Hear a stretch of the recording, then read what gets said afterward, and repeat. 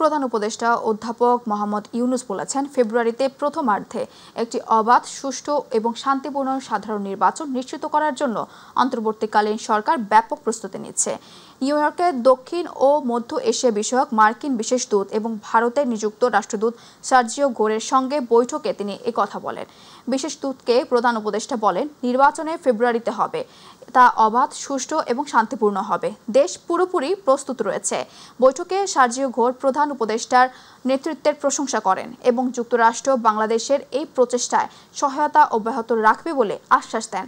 বৈঠকে উভয় পক্ষ বাণিজ্য, দক্ষিণ এশীয় আঞ্চলিক সহযোগিতা, সার্কের পুনরুজ্জীবন, রোহিঙ্গা সংকট এবং ঢাকাকে লক্ষ্য করে বিভ্রান্তিকর তথ্যের বিস্তার সহ বিস্তৃত দ্বিপাক্ষিক এবং আঞ্চলিক বিষয় নিয়ে আলোচনা করেন। বন্দুকধারীর হামলায় বাংলাদেশি বংশোদ্ভূত মার্কিন পুলিশ কর্মকর্তা দিদারুল ইসলামের মৃত্যুতে তার পরিবারের প্রতি গভীর সমবেদনা জানিয়েছেন প্রধান উপদেষ্টা প্রফেসর মোহাম্মদ ইউনুস। স্থানীয় সময় সোমবার রাতে নিউ ইয়র্কের একটি হোটেলে প্রধান উপদেষ্টার সঙ্গে সাক্ষাৎ করেছেন দিদারুল ইসলামের পরিবারের সদস্যরা। এ সময় দিদারুল ইসলামের প্রতি সম্মাননা স্বরূপ পরিবারের সদস্যদের হাতে একটি ক্রেস্ট তুলে দেন প্রধান উপদেষ্টা। এ সময় উপস্থিত ছিলেন দিদারুল ইসলামের বাবা মোহাম্মদ আব্দুর রব, মা মনিরা বেগম, দুই ছেলে আয়ান ইসলাম, আজহান ইসলাম, ভাই কামরুল হাসান, ভাইয়ের ছেলে আদিয়ান হাসান, বোন নাদিমা বেগম ও চাচা আহমেদ জামাল উদ্দিন।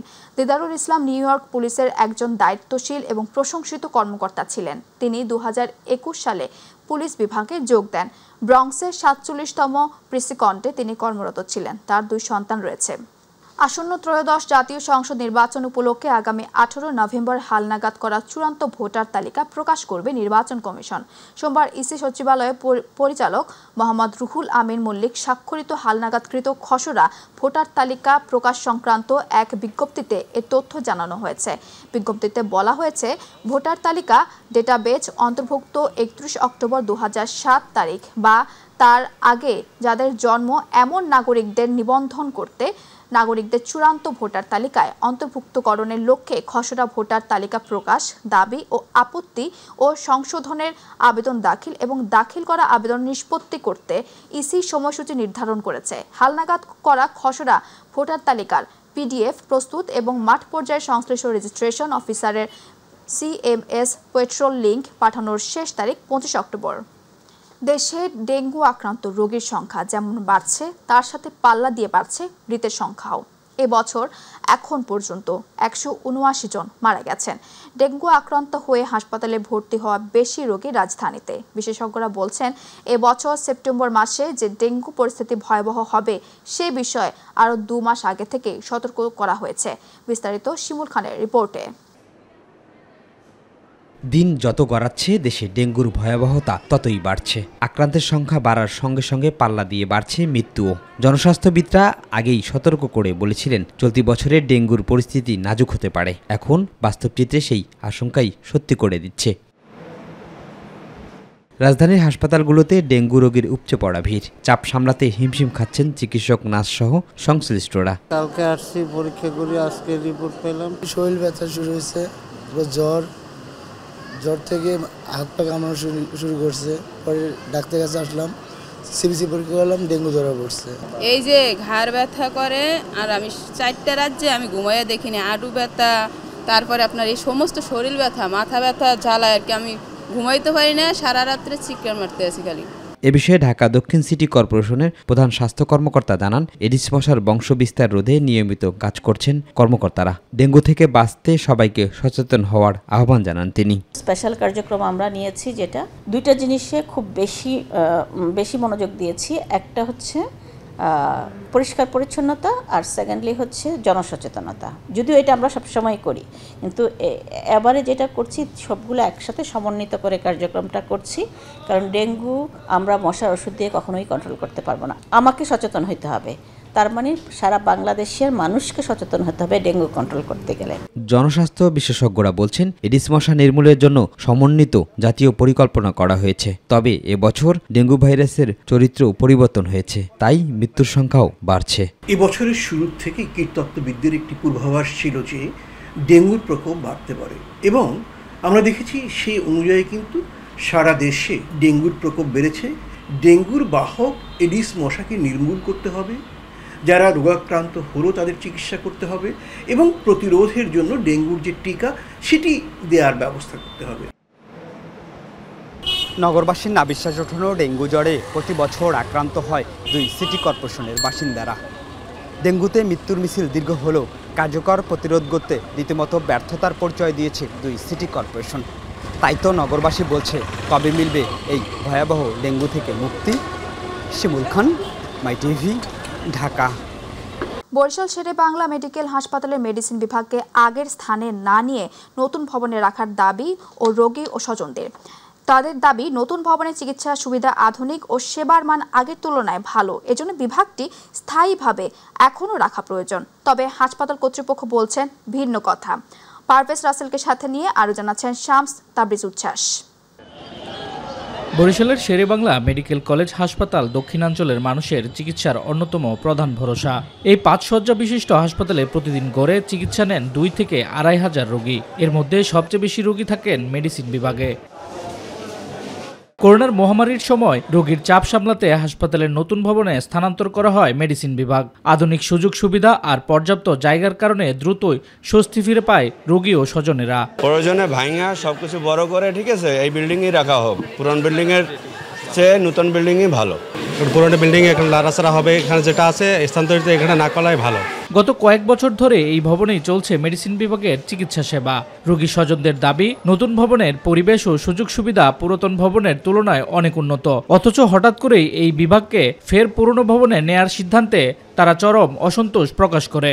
যেহেতু রোগীরা সবাই চেনে জানে, চিকিৎসার মানও ভালো আছে, কোনো অন্য জায়গায় নিলে তো আর সমস্যা হবে। আমরা যেখানে আছি খুবই ভালো, আল্লাহ দিলে ভালোই আছি। অন্য জায়গার চেয়ে এই জায়গায় চিকিৎসার মান খারাপ নয়। তবে হাসপাতাল কর্তৃপক্ষ বলছে, পুরনো ভবনে মেডিসিন বিভাগ রাখার পরিকল্পনা ছিল পূর্ব থেকেই। নতুন ভবনে বিভাগ চালু রাখা ছিল আগের কর্তৃপক্ষের ভুল। এটা সরকারি প্রতিষ্ঠান, সরকার নিয়ম মোতাবেক চলবে এখানে। হ্যাঁ, এখানে ব্যক্তির চয়েসটা বড় ফ্যাক্টর না।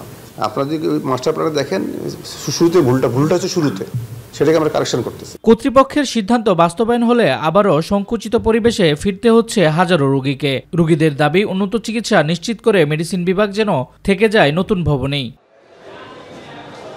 শামস তাবরিজ উচ্ছ্বাস, মাই টিভি, নিউজ ডেস্ক। দুর্গাপূজা ঘিরে উৎসবের আমেজ বিরাজ করছে হিন্দু ধর্মাবলম্বীদের মধ্যে। প্রতিমা তৈরিতে ব্যস্ত সময় পার করছেন সিলেটের প্রতিমা শিল্পীরা। সিলেট জেলা ও মহানগর মিলিয়ে সর্বমোট 618টি মণ্ডপে পূজার প্রস্তুতি নিয়েছেন আয়োজকেরা। উৎসবকে নির্বিঘ্ন করতে পুলিশ প্রশাসনও নিয়েছেন কঠোর নিরাপত্তার ব্যবস্থা। সিলেট থেকে শাহিন আহমেদের ক্যামেরায় মৃণাল কান্তি দাসের রিপোর্ট। বাতাসের দোলায় শরতের কাশফুল জানান দিচ্ছে দরজায় করা নাড়ছে শারদীয় উৎসব। ডাকে কাটে পড়েছে দুর্গাপূজার। প্রতিমা তৈরিতে এখন ব্যস্ত সময় পার করছেন সিলেটের প্রতিমা শিল্পীরা। রাত দিন পরিশ্রম করে নিপুণ হাতে তৈরি করছেন দেবী দুর্গাকে। এই বছর কাজ আছে মোটামুটি ভালো হয়ে গেছে। বছর এই বছর 2-3টা মূর্তি বেশি আছে। মন্দিরে মন্দিরে আমরা ঘুরি বা বেড়াই, যে দেখি যে আমাদের হাতের প্রতিমাটা দিয়ে কি রকম ওরা লাইটিং করে সবকিছু করে, একেবারে ফুটে ওঠে আর কি। সুন্দর, খুব ভালো লাগে। ভাব গাম্ভীর্য ও শান্তিপূর্ণভাবে পূজা উদযাপনের সকল প্রস্তুতি গ্রহণের কথা জানান পূজা উদযাপন কমিটি। সবগুলা সুসম্পূর্ণ এবং যেগুলা বাকি আছে সেগুলো আমরা প্রক্রিয়াধীন আছে, করতেছি আমরা এগুলা। প্রতি বছরের নিয়ে আমরা একটা টিম গঠন করি, মনিটরিং টিম, যারা প্রতিনিয়ত এই বিষয়গুলো মনিটর করে। 28 সেপ্টেম্বর হতে আমাদের ষষ্ঠী পূজার মধ্য দিয়ে আমাদের দুর্গা উৎসবের শুরু হবে। পঞ্চমী তিথিতে সনাতন ধর্মাবলম্বীদের প্রধান ধর্মীয় উৎসব শারদীয় দুর্গাপূজার আনুষ্ঠানিকতা শুরু হবে। শিশির বেজার দুর্বাগাসের ওপর জোরে পড়া শিউলি ফুল কুড়ানোর সময়টাতে মাতৃবন্দনায় মিলিত হবেন হিন্দু ধর্মাবলম্বীরা। আমাদের যে 8 নম্বর ওয়ার্ড তথা সিলেট, আমাদের সাম্প্রদায়িক সম্প্রীতির একটা কঠিন বন্ধন, এই বন্ধনটাকে দৃঢ় রেখে আমরা সবসময় এই পূজাগুলা উদযাপন করে থাকি। সর্বস্তরের মানুষ আমাদের এখানে সাম্প্রদায়িক সম্প্রীতির যে চেষ্টা, সেটাই আমরা বজায় থাকবে। পূজা নির্বিঘ্নে শেষ করতে 6 স্তরের নিরাপত্তা ব্যবস্থা গ্রহণের কথা জানান সিলেট জেলার পুলিশ সুপার। আমরা যেভাবে 24 ঘন্টা এই স্বেচ্ছাসেবকরা যেভাবে 24 ঘন্টা পাহারা দিবে, খুব সুন্দরভাবে আপনাদের সার্বিক সহযোগিতায় আমরা এবারেও সুন্দরভাবে এটা সম্পন্ন করতে পারবো। সনাতন ধর্মাবলম্বীদের বিশ্বাস, দুষ্টের দমন আর শিষ্টের পালনের জন্যই দেবী দুর্গার স্বর্গ থেকে আগমন মর্ত্যলোকে। আগামী 28 সেপ্টেম্বর ষষ্ঠী পূজার মধ্য দিয়ে শুরু হবে শারদীয় দুর্গোৎসব। মৃণাল কান্তি দাস, মাই টিভি সিলেট। এবারে গ্রাম বাংলার খবর।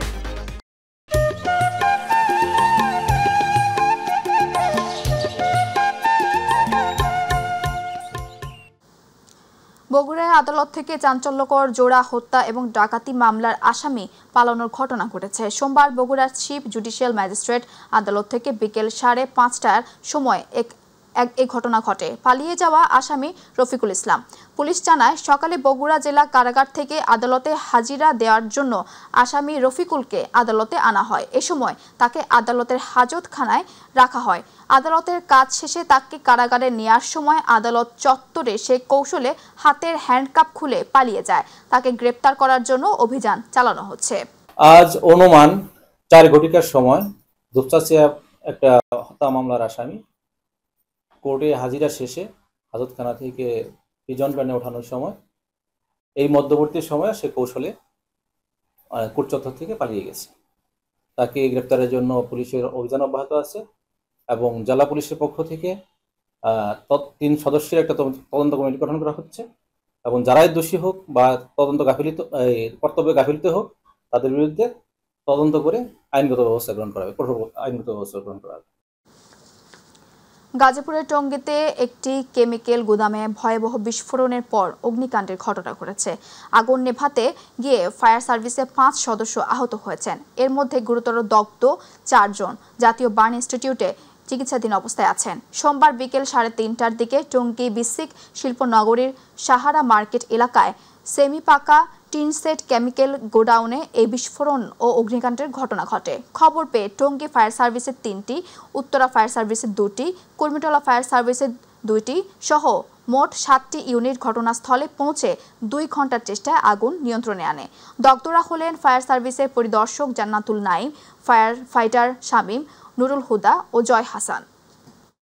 একটা দোকান এবং দোকানের পিছনে গোডাউন, সেখানে আগুন। যেহেতু কেমিক্যালের আগুন, এটা একবার মনে হচ্ছে যে পুরাই নিয়ন্ত্রণ, আবার মনে হচ্ছে যে আবার আগুন জ্বলবে বা জ্বলছে এরকম। তো এই কাজ করতে আমাদের 5 জন আহত হয়েছে। তারা 4 জন বার্ন ট্রিটমেন্ট হসপিটালে আছে ঢাকায়। তো সেখানে তারা চিকিৎসাধীন অবস্থায় আছেন। আসন্ন শারদীয় দুর্গাপূজা উপলক্ষে বরিশালে গৌরনদী কেন্দ্রীয় দুর্গা মন্দির কমিটির নেতৃবৃন্দের সাথে মতবিনিময় করেছেন বিএনপির কেন্দ্রীয় কার্যনির্বাহী কমিটির সদস্য এবং বাংলাদেশ ইঞ্জিনিয়ার অ্যাসোসিয়েশনের ঢাকা কেন্দ্রের সভাপতি ইঞ্জিনিয়ার আব্দুস সুবহান।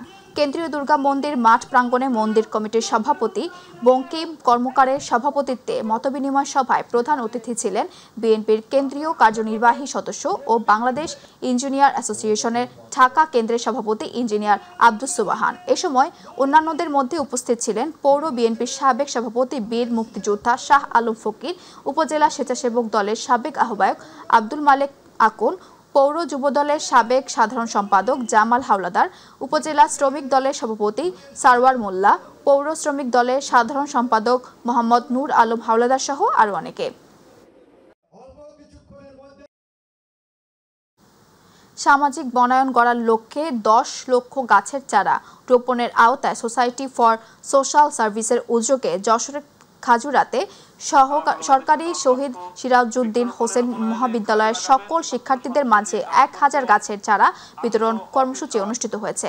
কলেজের অধ্যক্ষ প্রফেসর মীর কাশেমের সভাপতিত্বে কর্মসূচিতে প্রধান অতিথি ছিলেন সোসাইটি ফর সোশ্যাল সার্ভিসের যশোর জেলার ম্যানেজার মোহাম্মদ গোলাম সারওয়ার, বিশেষ অতিথি সাবেক অধ্যক্ষ Aminur Rahman, SMS Khajura area manager Zaman Hossain Jiban সহ বিশিষ্টজনেরা।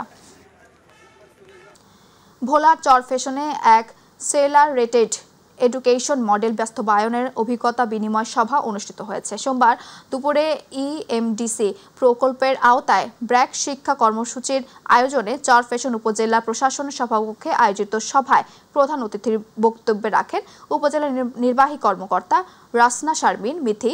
এ সময় বিশেষ অতিথি হিসেবে উপস্থিত ছিলেন উপজেলা শিক্ষা অফিসার মিজানুর রহমান, সমাজসেবা কর্মকর্তা মামুন হোসেন, ব্র্যাক শিক্ষা কর্মসূচির বিভাগীয় ব্যবস্থাপক Shafiqul Islam, curriculum and development unit manager Shafiqul Islam, এছাড়াও বিভিন্ন শিক্ষা প্রতিষ্ঠানের প্রধান শিক্ষক এবং প্রশাসনের কর্মকর্তারা অংশগ্রহণ করেন।